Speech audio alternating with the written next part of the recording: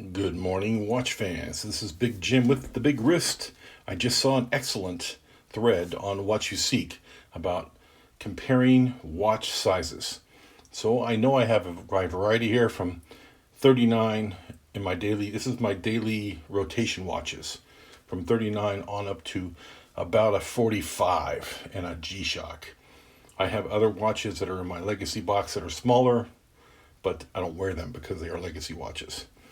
So, OP39 Rolex is 39 by, I need to focus, hang on folks.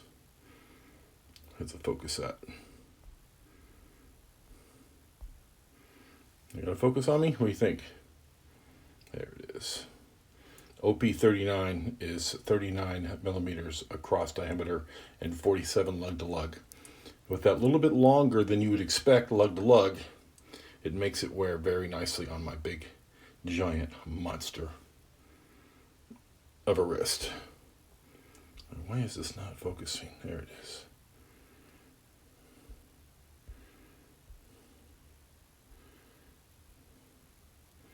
Get that under my big thumbprint in there. And then you'll focus. There it is. Turn off the autofocus. Maybe that'll help some. It seems to have helped a little bit. There it is. Wow, really hard to get in focus. For some reason, it's not focusing today. 39 by 47. This was advertised as a 39, and it's legitimately a 39. And I'll lay them out side by side later on. This is a micro brand, the Reese, now called RZE. Advertised as a 41. I've measured it multiple times, multiple directions without the crown guards. It is a 39 and a half, 39.6. With a 46.6 lug to lug. Makes it very, very wearable. Very wearable. On the titanium, it wears extremely well because it is crazy lightweight. It feels like a feather. Getting up a little bit in size, this is a Black Bay 41, and it is 41 millimeters. Legitimately 41 by 49.6. So it wears quite a bit bigger. I've had this on a strap. I've had this on a NATO.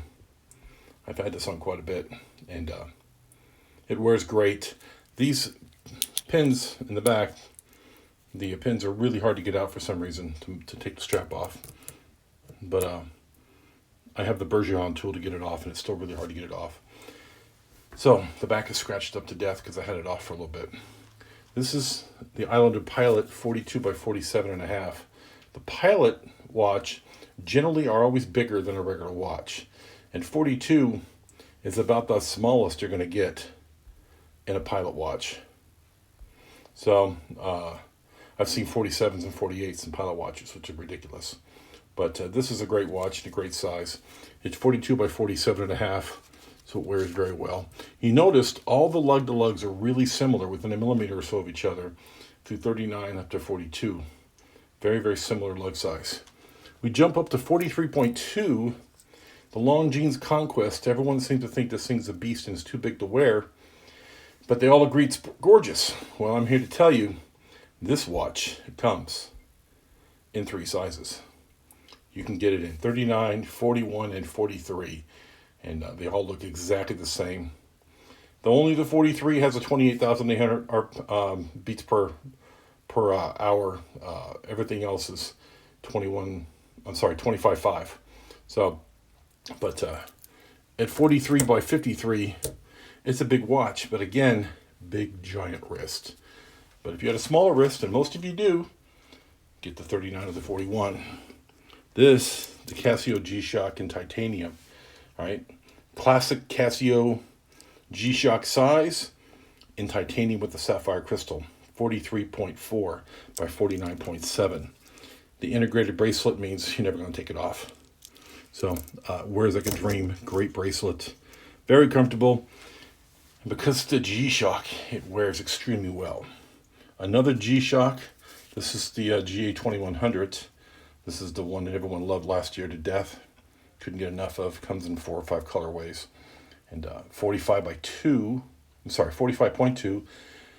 by 47.7. Great watch, great size. I have it in 3 different versions, 3 different colorways. They're all exactly the same. I was wearing the yellow today, so I just put it out there. And this is my Seiko Samurai Save the Ocean dive watch, my only dive watch in my current rotation. 44.3 by 47.8. It's very square. You know, the turtles and the Samurai are kind of a square-ish fit. They're not extremely long in the lug. So it fits my wrist very well. It's on an aftermarket bracelet, but it really fits me well. So as you can see, the classic Rolex against its big brother, 39 versus the 41. You can really see the difference. The crown on the Tudor is the rock star. The Tudor has got a monstrous, I think it's a 7.5 millimeter crown versus the 6 millimeter crown on the Rolex. The Rolex has smoother winding.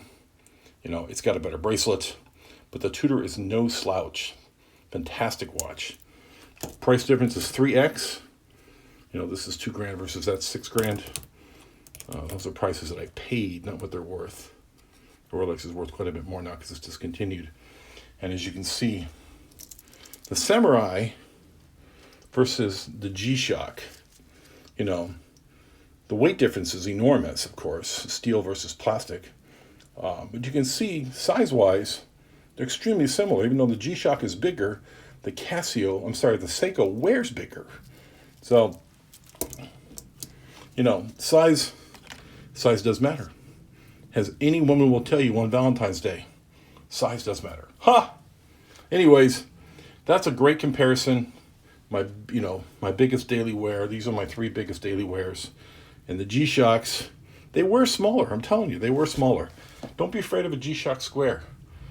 Or a G-Shock round, for that matter. You know, the other watches, you know, these are fairly small watches. But because they have the 47 lug-to-lug, they wear very well for me on an 8.5-inch wrist. So I hope this is informative to you guys.